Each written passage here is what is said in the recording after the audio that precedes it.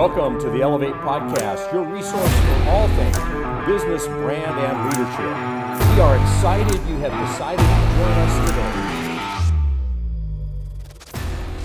Hey everybody, welcome back to the Elevate Podcast, where we talk all things business, brand, and leadership. I'm Robert Kalin here with... Hey everyone, it's me, Tony Frasconi. Glad to be back with you. And Mike Newman here. Happy to join you again today.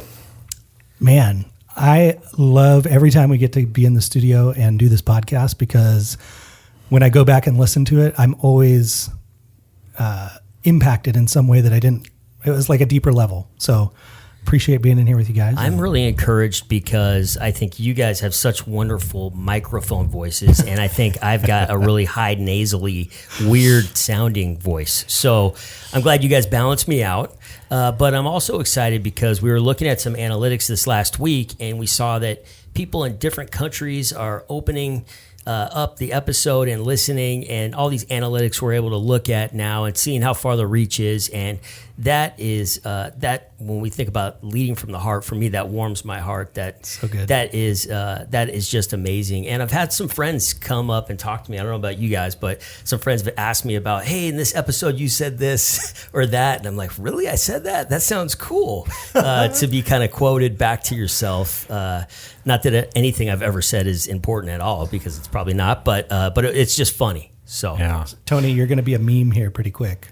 There you go. There you go. You know, you say that. I had a guy reach out to me from college, and so for you guys, it was before you guys are probably born, and hadn't heard from him in probably years, and he actually had the episode we had John Sweet in.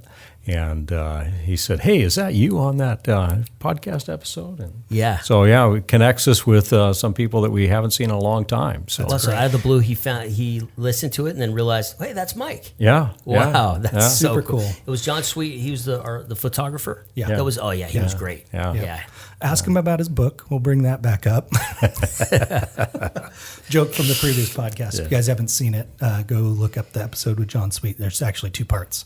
That's totally right. Yeah. Worth listening Twofer. to. Yeah. You know, today we're going to be talking about no gurus. Yeah. And when you came up with that title, Robert, I'm curious on why we're talking about gurus today. Yeah, no gurus. So it kind of comes from like a philosophical standpoint. My friend John and I were having a conversation, and I just was expressing my frustration with all of these people that you see on Instagram and Facebook and YouTube who claim to be like the expert in something.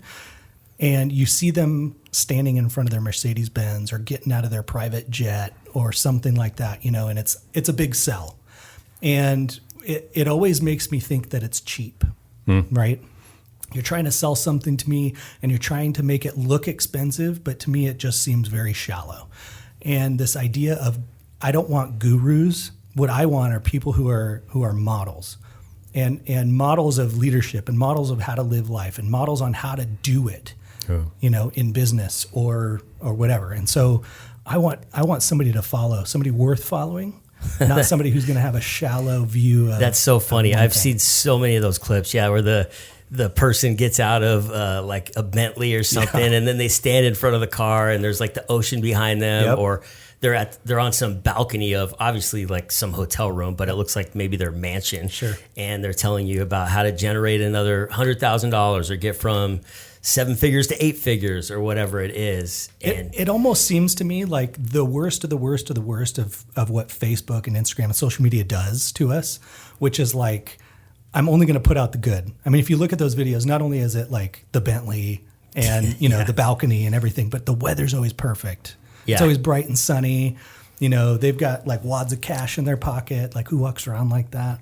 Yeah. You know? Well, I got like $5. So I gave my last $5 to my kids. So, well, what I was going to say, because, you know, obviously we want to have reach as well, right? We want people to be able to experience this podcast and join us and listen in and go on this journey with us about all things business, brand, and leadership.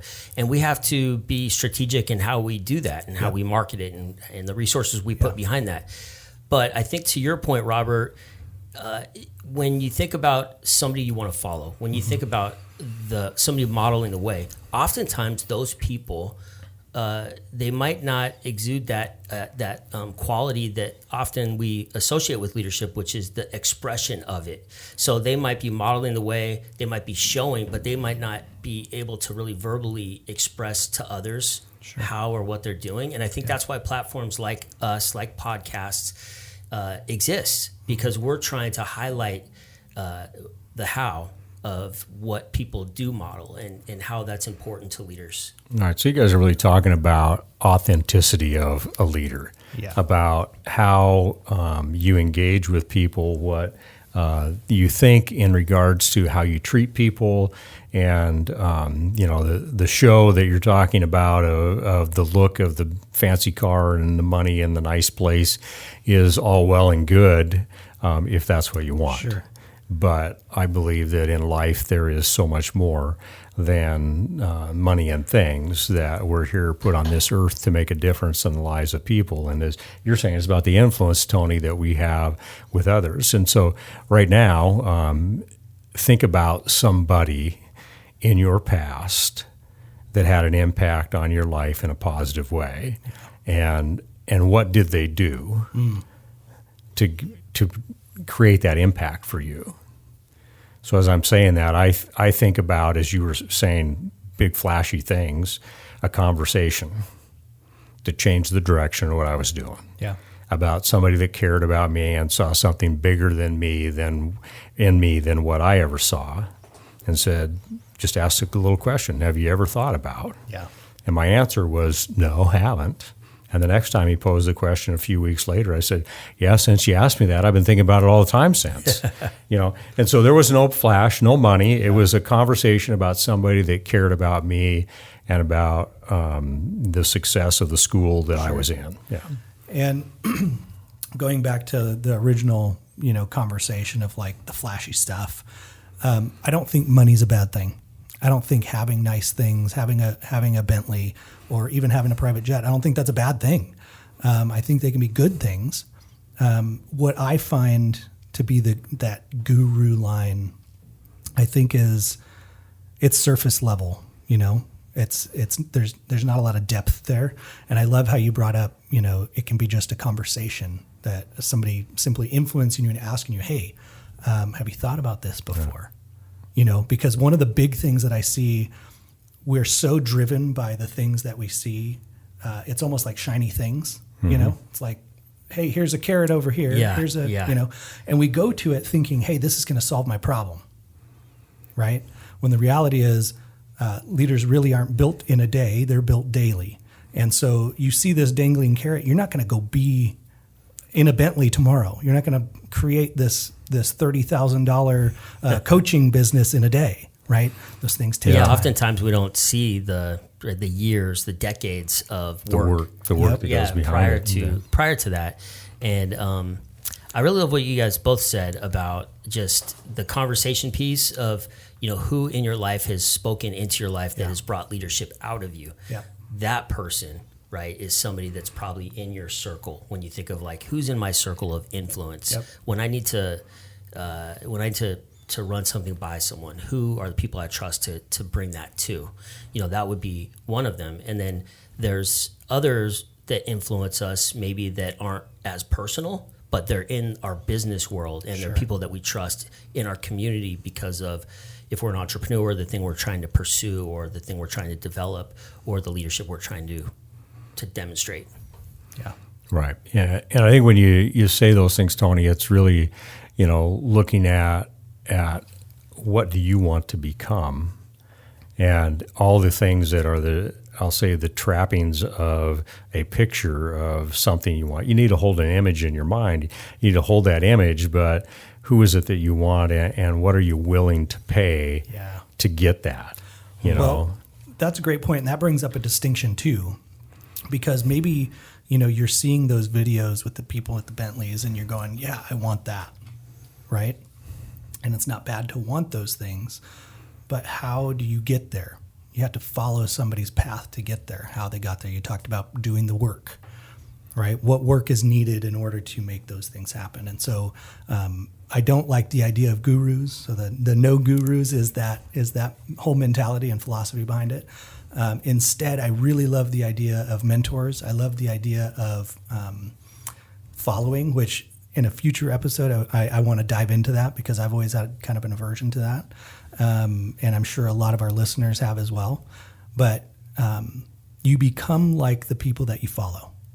And so I want to ask people, we're thinking about people who have impacted you. Who are you following right now? Who are you listening to? Who are you allowing in with a message and allowing to take hold so that you can follow them? Yeah, who's speaking into your life? And as you think about people that speak into your life, and forget the guy's name right off the top of my head, but says that the 5 people you'll be the average of the 5 people you hang around with. Yeah. So you think about, okay, am I at the top of that group or am I at the bottom of that group? Because I'm going to be the average of that. So am I going to get pulled down or am I going to get lifted up? That's good. I'm definitely at the bottom of the 3 of us. I'm just going to throw that out there. Not at all. Okay. No, Gosh, I'm if I'm on top, it's because I'm standing on your shoulders, huh? and we do stand on other people's shoulders when you start thinking about, who's influenced your life. Yep. We're where we are today because we stood on the shoulders of people that went before us and, help build whatever it is that we're a part of today. I think that, Tony, as you were making the comment about, the ability for people to see something different, is looking at, what's the perspective that you bring when you're looking for a mentor, somebody. You've had mentors in your life. We've all had mentors in our life. We move away from the guru thing. What are the characteristics that you look for in a person? Well, I think that a mentor is somebody that's got that skill of listening. They can listen curiously and intently, and then they can draw out of you what is inside without necessarily telling you what to do.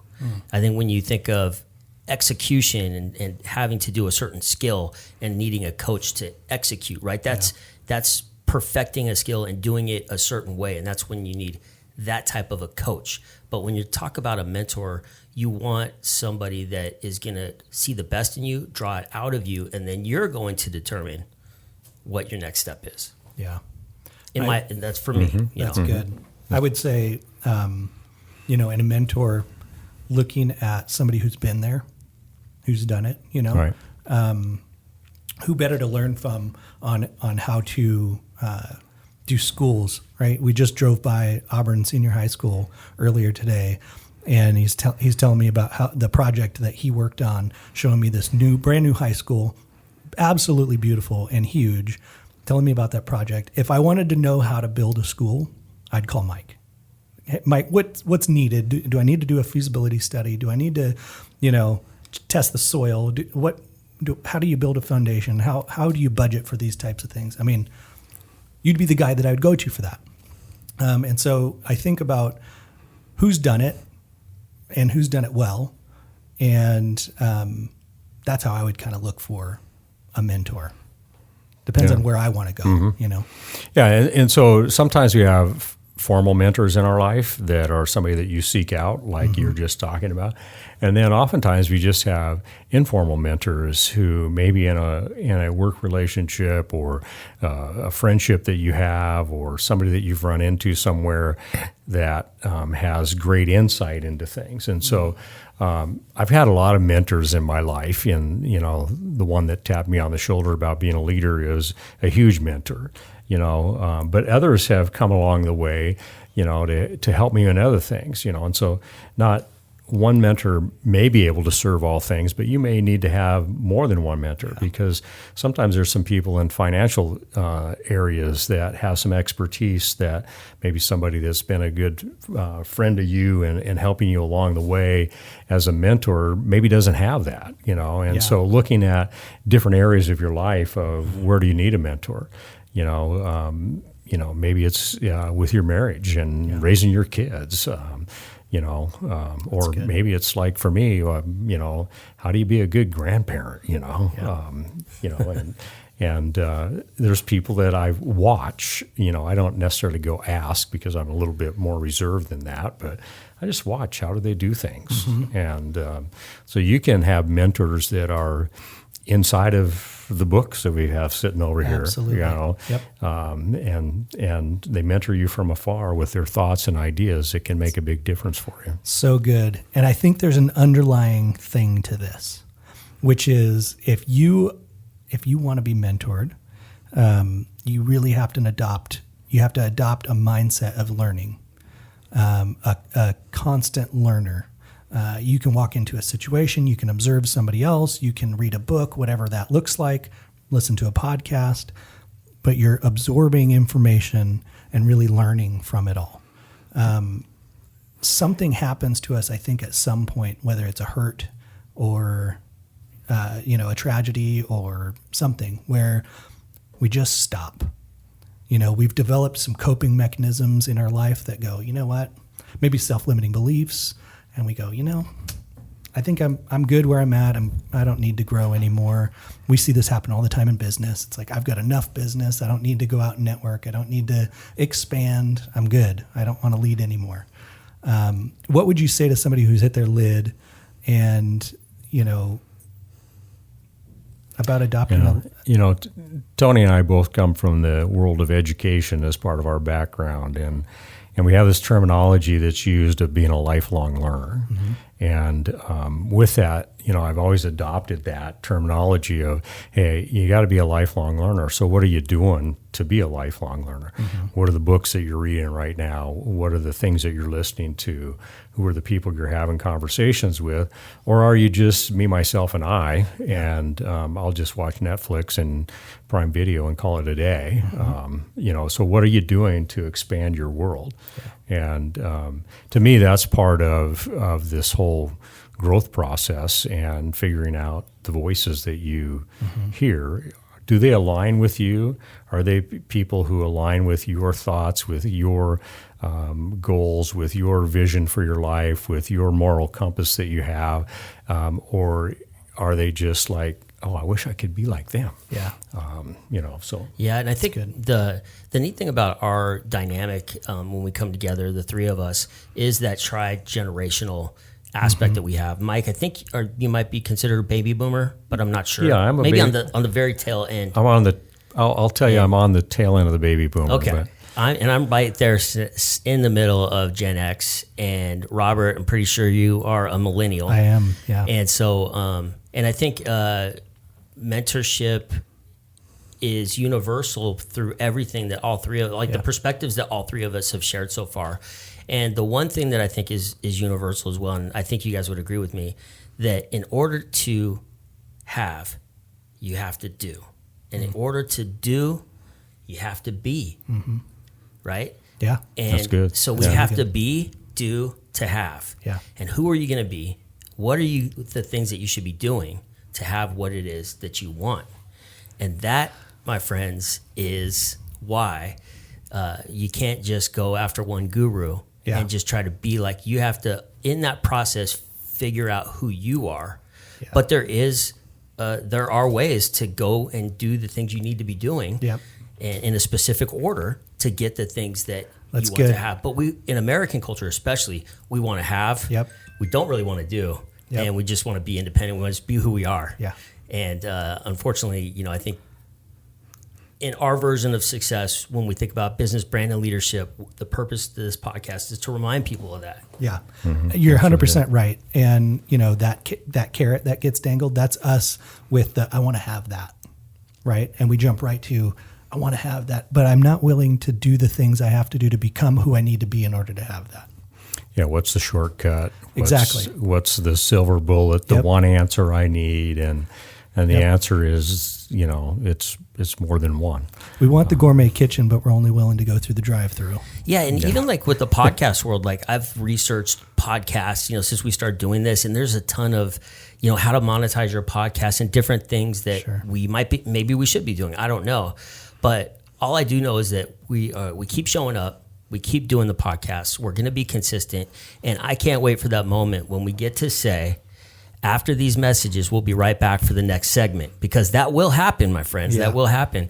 But we have to keep doing the work of this to get to that point. I know. And pretty soon memes of Tony are going to be all over the internet. Yeah, right. So, one of the mentors that I had through my work with the Maxwell organization was a gentleman that had a phrase of hold your image. Know what your image is and hold that image. Yes. And so holding the we'll be back after these short messages, is an image to hold. Absolutely. And something to strive for. It doesn't mean that we're gurus, but it means that we're consistent over time and we're being authentic in our experiences and leadership. So good, you guys. I think I just want to leave the listeners with one last thought from each of us. I guess I'll go first since I brought it up. I put you guys on the spot. If I could leave you guys with anything, it's to be intentional with who you're allowing to speak into your life. Like you brought up before, Mike, of the 5 people that you're closest with is who you become. If you want a mentor to be close to your life, just be intentional with who that is, and your life will change. Yeah, good. Yeah, for me, I would say I find mentorship through participating in and facilitating masterminds to be the most powerful thing that I've experienced for myself to be able to grow, to have a mirror reflected back at me of the things that I desire, that I say I want, and then be able to have people give me feedback and clarify and get really clear so I know where to pivot and where to change directions. And so the power of a mastermind, if you're out there listening, you're like, what's a mastermind? Check it out.